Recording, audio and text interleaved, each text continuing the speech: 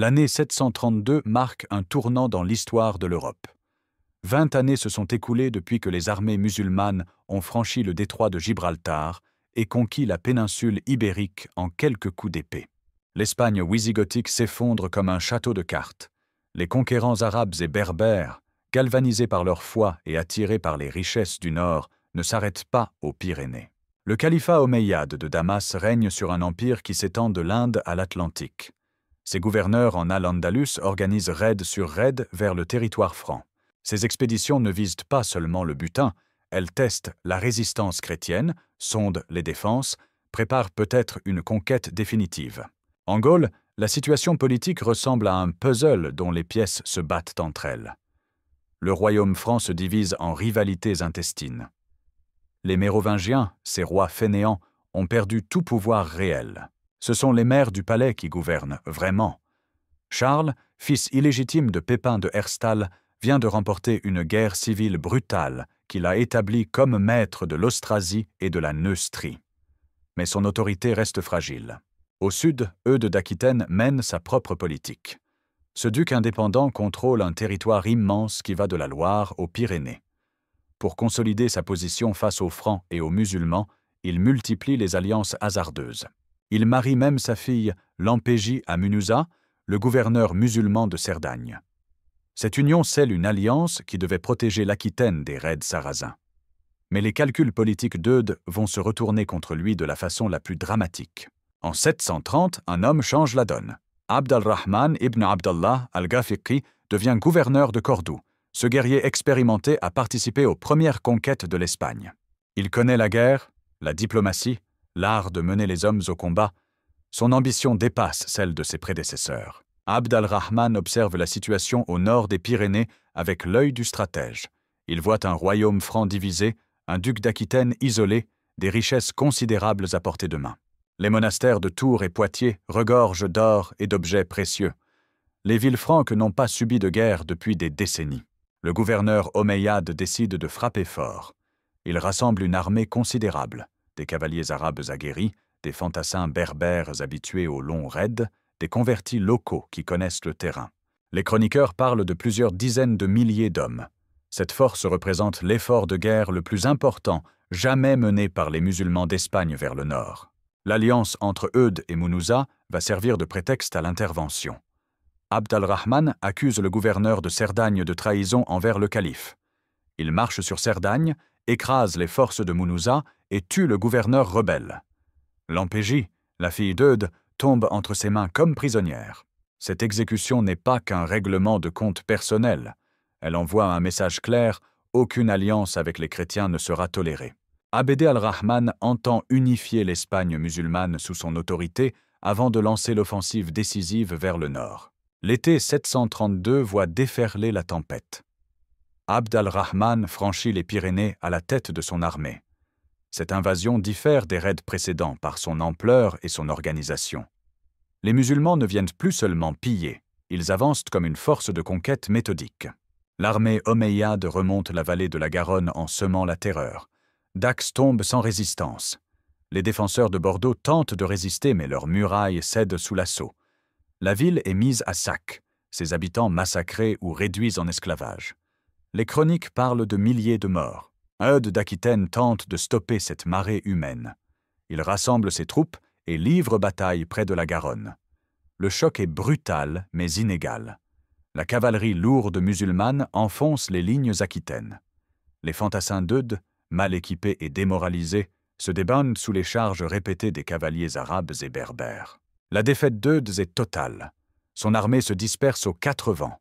Le duc lui-même échappe de justesse à la capture et doit fuir vers le nord avec les débris de ses forces. L'Aquitaine se trouve à la merci des envahisseurs. Abd al-Rahman ne laisse pas passer l'occasion. Ses troupes déferlent sur la région comme une nuée de sauterelles. Agen tombe et brûle. Saintes subit le même sort. Les monastères de la région sont pillés systématiquement. Leurs trésors, accumulés pendant des siècles, partent vers Cordoue. Poitiers ouvre ses portes sans combattre. La ville ne peut résister à une telle force. Les musulmans s'emparent de la basilique Saint-Hilaire et la dépouillent de ses richesses. Ils profanent les reliques, détruisent les manuscrits, réduisent en cendres des œuvres d'art irremplaçables. Mais Abd al-Rahman vise plus gros. Tours et son célèbre monastère Saint-Martin représentent le véritable prix. Ce sanctuaire passe pour le plus riche de Gaule. Ces trésors attirent les pèlerins de toute l'Europe. S'emparer de Tours donnerait aux musulmans un butin gigantesque et un symbole de leur victoire sur la chrétienté. La nouvelle du désastre d'Aquitaine parvient à Charles en Austrasie. Le maire du palais évalue rapidement la situation. Si Abd al-Rahman s'empare de Tours et poursuit vers le nord, rien ne l'arrêtera plus. Paris et tout le royaume franc tomberaient à leur tour. L'Europe chrétienne disparaîtrait. Charles prend une décision lourde de conséquences. Il accepte de secourir Eudes, son ennemi d'hier. Cette alliance de circonstances unit deux hommes qui se sont battus pendant des années. Mais face aux périls musulmans, leurs querelles personnelles passent au second plan. Le maire du palais mobilise ses troupes avec une efficacité redoutable. En quelques semaines, il rassemble une armée considérable. Ces guerriers francs sont des vétérans aguerris par 20 années de guerre civile. Ils manient la francisque et l'épée longue avec une maestria mortelle. Leur discipline compense leur infériorité numérique face aux musulmans. Charles organise sa marche vers le sud avec le soin d'un général expérimenté. Il évite de disperser ses forces, maintient ses troupes groupées, organise son ravitaillement. Cette armée franc représente la dernière chance de l'Europe chrétienne. La jonction entre Charles et Eudes s'effectue sans incident. Le duc d'Aquitaine apporte les restes de ses troupes et surtout sa connaissance du terrain. Cette alliance scelle l'union de la Gaule du Nord et du Sud face à l'envahisseur musulman. Abd al-Rahman apprend l'approche de l'armée franque sans manifester d'inquiétude. Ses victoires précédentes lui ont donné confiance en sa supériorité militaire. Il croit pouvoir écraser Charles comme il a écrasé Eudes. Cette confiance va lui coûter la vie. Les deux armées se rapprochent inexorablement. Abd al-Rahman remonte vers Tours avec ses troupes chargées de butin. Charles descend du nord avec ses guerriers déterminés à stopper l'invasion. La collision devient inévitable. Les éclaireurs des deux camps se livrent des escarmouches sanglantes. Ces combats permettent aux généraux d'évaluer leurs forces respectives. Charles découvre l'ampleur de l'armée musulmane, mais ne se laisse pas impressionner. Abd al-Rahman constate la qualité des troupes franques, mais reste persuadé de sa supériorité. Le lieu de la bataille se situe quelque part entre Tours et Poitiers, sur la route qui relie les deux villes. Les chroniqueurs ne précisent pas l'emplacement exact, se contentant de parler de la chaussée de Martin en référence au pèlerinage vers Tours. Charles choisit sa position avec un soin méticuleux. Il place son armée sur un plateau boisé qui neutralise l'avantage de la cavalerie musulmane. Ce terrain accidenté empêche les charges massives et force les musulmans à combattre à pied dans les sous-bois. La disposition des troupes franques révèle le génie tactique de Charles. Il forme ses hommes en carré compact, presque inébranlables. Ces formations défensives rappellent les phalanges antiques. Chaque guerrier couvre son voisin, chaque carré soutient les autres. Abd al-Rahman établit son camp dans la plaine, à portée de charge de l'armée franque. Il compte sur la mobilité de sa cavalerie pour désorganiser les lignes ennemies et ouvrir des brèches dans le dispositif de Charles. Cette tactique lui a réussi contre Eudes. Les deux généraux s'observent pendant plusieurs jours. Chacun attend le moment favorable pour attaquer. Cette guerre des nerfs teste la discipline des troupes et la fermeté des chefs. Le 25 octobre 732, Abd al-Rahman décide de passer à l'offensive. Il ne peut attendre davantage. L'hiver approche et ses troupes, chargées de butin, supportent mal l'inaction. Le gouverneur Omeyyade ordonne l'assaut général contre les positions franques. La bataille commence par une charge massive de la cavalerie musulmane. Plusieurs milliers de cavaliers arabes et berbères déferlent sur les pentes boisées dans un tonnerre d'acier et de cris de guerre. Leurs chevaux bondissent par-dessus les obstacles, leurs cavaliers brandissent cimeters et lances. Le choc contre les lignes franques résonne comme un coup de tonnerre. Les premiers rangs de Charles plient sous l'impact mais ne rompent pas. Les guerriers francs, serrés bouclier contre bouclier, résistent à la poussée musulmane. Leurs francisques tournoient et fauchent les assaillants. Abd al-Rahman lance charge sur charge contre le mur franc. Ses cavaliers tentent de percer les carrés ennemis, de les désorganiser, de créer la panique.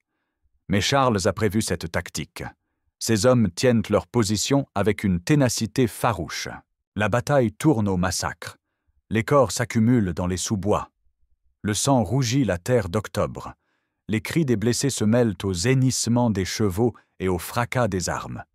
Cette boucherie dure des heures, sans qu'aucun camp ne parvienne à prendre l'avantage décisif. Charles observe le déroulement du combat depuis son poste de commandement. Il voit ses hommes faiblir sous les assauts répétés, mais résister encore. Le maire du palais attend son moment. Il sait que la bataille se gagnera par un coup de maître, pas par un échange d'attrition. Vers le milieu de la journée, l'occasion se présente. Un groupe de guerriers francs parvient à contourner les lignes musulmanes et à menacer le camp d'Abd al-Rahman. Cette manœuvre sème la panique parmi les troupes de réserve qui gardent le butin. Le cri « Au butin ! Au butin !» se répand dans les rangs musulmans. Les guerriers qui combattent en première ligne apprennent que leurs richesses sont en danger. Cette nouvelle brise leur élan offensif. Certains abandonnent le combat pour protéger leurs trésors. Abd al-Rahman comprend le danger. Si ses troupes se débandent pour sauver le butin, la bataille est perdue. Le gouverneur omeyyade se porte en personne vers le point critique pour rallier ses hommes et maintenir la discipline. Abd al-Rahman éperonne son cheval vers la mêlée. Il faut à tout prix colmater la brèche ouverte par les Francs et empêcher l'effondrement de son armée. Le gouverneur omeyyade se jette dans la bataille avec le courage du désespoir. Le chef musulman rallie ses hommes par sa présence et son exemple. Il charge à la tête d'un groupe de cavaliers d'élite pour repousser les Francs qui menacent le camp. Cette intervention stoppe momentanément la panique et redonne confiance aux musulmans. Mais Charles a prévu ce mouvement. Le maire du palais a placé ses meilleurs guerriers sur le trajet probable de la contre-attaque musulmane. Ces vétérans francs attendent Abd al-Rahman de pied ferme, serrés en formation compacte. Le choc est terrible. Abd al-Rahman et ses cavaliers déferlent sur la ligne franque comme une vague contre un rocher. Les lances musulmanes se brisent sur les boucliers francs. Les cimetères étincellent sous les coups de Francisque. Dans cette mêlée confuse, Abd al-Rahman tombe sous les coups de plusieurs guerriers francs. Les chroniques ne précisent pas qui porte le coup fatal. Le gouverneur omeyyade disparaît dans un tourbillon d'acier, écrasé par la fureur de ses ennemis. La mort d'Abd al-Rahman brise le moral de l'armée musulmane. Privés de leur chef, les troupes omeyyades perdent leur cohésion. La nouvelle se répand comme une traînée de poudre. Le gouverneur est mort, la bataille est perdue. Charles saisit immédiatement l'occasion. Il lance ses réserves à l'assaut des lignes musulmanes démoralisées. Les Francs bondissent de leur position défensive et chargent l'ennemi avec une violence inouïe. Leurs cris de guerre résonnent dans la forêt. Les musulmans ne résistent pas à cette offensive. Leurs lignes se disloquent sous la poussée franque. La retraite se transforme en débandade générale. Les guerriers d'Al-Andalus fuient vers leur camp en abandonnant armes et équipements. La nuit tombe sur un champ de bataille jonché de cadavres. Les deux armées se retirent sur leur position dans l'obscurité. Charles interdit à ses hommes de poursuivre les fuyards. Il craint un piège et préfère consolider ses positions avant de reprendre l'offensive. Cette prudence lui évite peut-être un désastre. Les musulmans, malgré leur défaite, conservent encore une force considérable. Une poursuite désordonnée dans l'obscurité aurait pu tourner au massacre pour les Francs. Dans le camp musulman, la consternation règne. La mort d'Abd al-Rahman prive l'armée de son unité de commandement.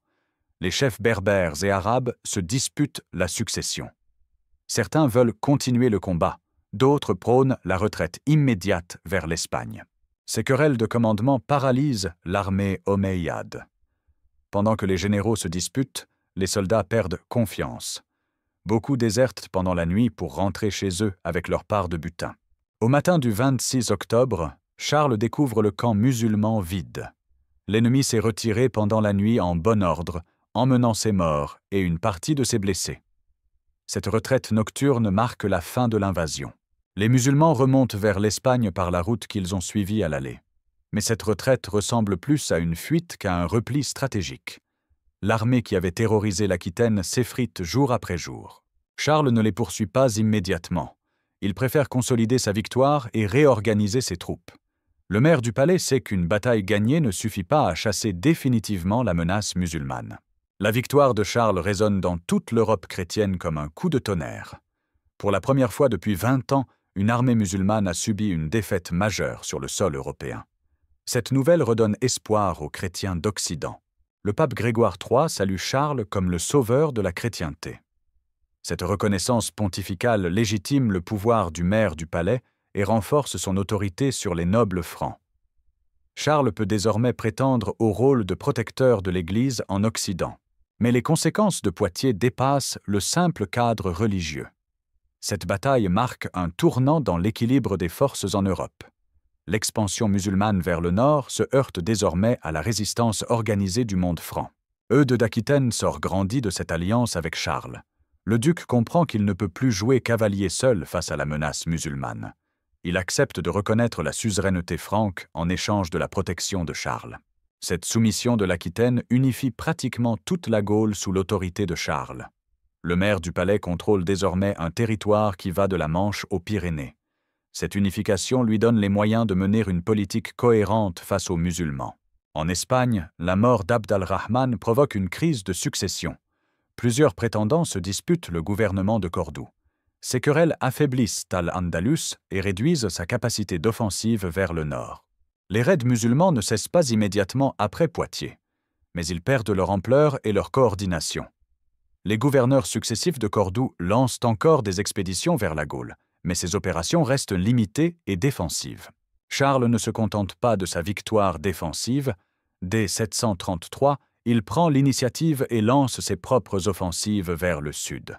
Cette stratégie offensive vise à chasser définitivement les musulmans du territoire franc. Le maire du palais attaque d'abord la Septimanie, cette région du Languedoc que les musulmans contrôlent depuis 719. Narbonne, leur principale base, subit un siège en règle. Mais les murailles de la ville résistent aux assauts francs. Charles manque d'équipements de siège pour réduire les places fortes musulmanes. Ses guerriers excellent au combat rapproché, mais maîtrisent mal l'art de la polyorcétique. Cette faiblesse technique limite ses succès offensifs. Malgré ces difficultés, les campagnes de Charles portent leurs fruits. Il reprend Avignon en 737 après un siège difficile. Cette victoire ouvre la vallée du Rhône aux armées franques et menace les communications musulmanes. La même année, Charles lance une expédition majeure vers la Provence. Il écrase une armée musulmane près de la Berre et pousse jusqu'aux portes de Marseille. Cette campagne démontre que les Francs peuvent désormais porter la guerre en territoire ennemi. Ces succès militaires renforcent considérablement le prestige de Charles. Les chroniqueurs commencent à l'appeler Martel, le marteau, en référence à sa capacité à écraser ses ennemis. Ce surnom lui restera pour la postérité. Charles Martel meurt en 741 après avoir unifié la Gaule sous son autorité. Il lègue à ses fils un royaume pacifié et une stratégie cohérente face à la menace musulmane. Cette transmission assure la continuité de l'œuvre martellienne. Pépin le Bref, son fils, poursuit la politique paternelle avec détermination. Il achève la reconquête de la Septimanie en prenant Narbonne en 759. Cette victoire chasse définitivement les musulmans du territoire franc et sécurise la frontière pyrénéenne. La dynastie carolingienne, issue de Charles Martel, domine l'Europe occidentale pendant plus de 2 siècles. Charlemagne, petit-fils de Charles, édifie un empire qui s'étend de l'Atlantique à l'Elbe. Cette expansion reprend et amplifie l'œuvre du vainqueur de Poitiers. L'Église catholique bénéficie largement de la protection carolingienne. Les papes s'appuient sur les rois francs pour résister aux pressions byzantines et musulmanes. Cette alliance entre le trône et l'autel structure l'Europe médiévale. La victoire de Poitiers entre dans la mémoire collective européenne comme un symbole de résistance à l'islam. Les chroniqueurs médiévaux y voient acte la main de la Providence protégeant la chrétienté. Cette interprétation religieuse amplifie la portée historique de la bataille. Mais au-delà des considérations religieuses, Poitiers marque un tournant géopolitique majeur. L'Europe occidentale affirme son indépendance face à l'expansion musulmane. Cette résistance permet le développement d'une civilisation européenne autonome. La bataille de Poitiers démontre l'importance du commandement dans les affaires militaires. Abd al-Rahman et Charles Martel incarnent 2 conceptions opposées de l'art de la guerre. Le premier mise sur la mobilité et l'offensive, le second sur la défense et la discipline. La mort du chef musulman au moment critique prouve que les qualités personnelles du commandant peuvent décider du sort d'une bataille. Si Abd al-Rahman avait survécu, l'histoire de l'Europe aurait peut-être été différente. Cette bataille illustre aussi l'importance de l'unité de commandement. Charles parvient à souder Francs et Aquitains dans un effort commun. Les musulmans, malgré leur supériorité numérique, souffrent de divisions internes qui affaiblissent leur efficacité. La géographie joue un rôle déterminant dans l'issue du combat. Charles choisit un terrain qui neutralise l'avantage de la cavalerie musulmane. Cette intelligence tactique compense l'infériorité numérique des Francs. La bataille révèle enfin l'évolution des techniques militaires. L'infanterie lourde franque résiste victorieusement aux charges de cavalerie musulmane. Cette supériorité de l'infanterie disciplinée annonce les transformations militaires du Moyen Âge. La question de savoir si Charles Martel a réellement sauvé l'Europe divise les historiens. Certains relativisent l'importance de Poitiers en soulignant que les musulmans ne cherchèrent peut-être qu'à effectuer un grand raid de pillage. Cette interprétation minimise la portée de la bataille. Si Abd al-Rahman n'avait visé que le butin, pourquoi aurait-il rassemblé une armée si considérable? Pourquoi aurait-il pris tant de risques pour une simple razzia? Les sources arabes de l'époque parlent de cette expédition comme d'une tentative de conquête majeure.